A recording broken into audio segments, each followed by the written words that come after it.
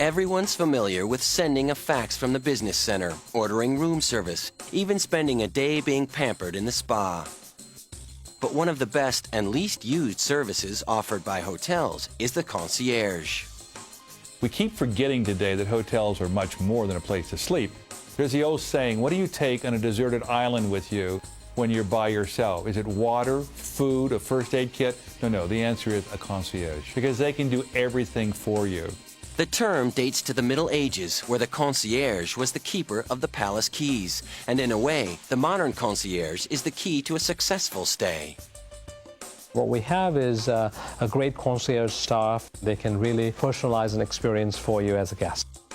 I've been at some very nice places throughout the country and the world, but this is almost like taking it 5 steps further. Part caretaker, part problem solver, their job is to satisfy your needs. There's no such thing as no. Every wish, as long as it is not illegal, immoral, unethical, or unsafe, is granted. Making last-minute reservations, getting hard-to-find tickets, even finding a babysitter. These tasks, which might prove daunting to an out-of-towner or too time-consuming for a business traveler, are all in a day's work. In fact, they're the typical things a concierge can do, along with directions and shopping tips. Staff here is wonderful. They're always available for whatever you might need. As a matter of fact, they sort of anticipate what you might want. The real value in this service, however, is in the atypical, like when something gets left behind. We had a special bottle of wine flown in that the guests forgot. When they arrived in the property, they forgot this bottle of wine, and it was flown in on a private plane into Durango and then brought up on the helicopter up here, so they had it for dinner that night. Or you desperately need help planning something special for an anniversary, like a romantic picnic for two beside a lake that can only be reached by helicopter.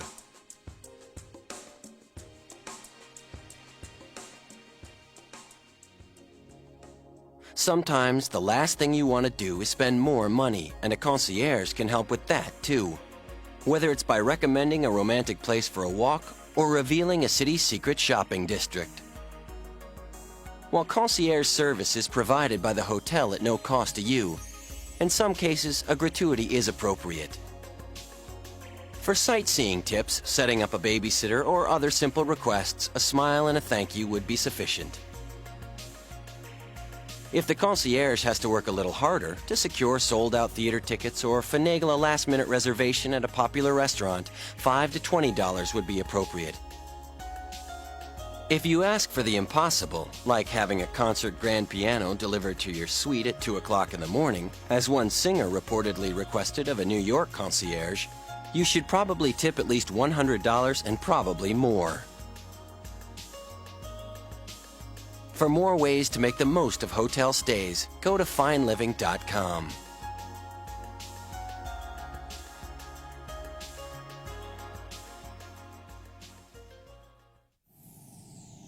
People stay in hotels because they need a place to sleep, but more often than not, that sleep is less than adequate. Instead of tossing and turning, set the thermostat in your room to a comfortable temperature so you're not too hot or too cold. Avoid alcohol and caffeine, and don't eat dinner more than 2 hours before you plan to retire. Go to bed at the same time you do when you're home. And if you can't do any of these, at least call ahead and reserve a quiet room. Not hearing the conventioneers next door or the ice machine across the hall will certainly help.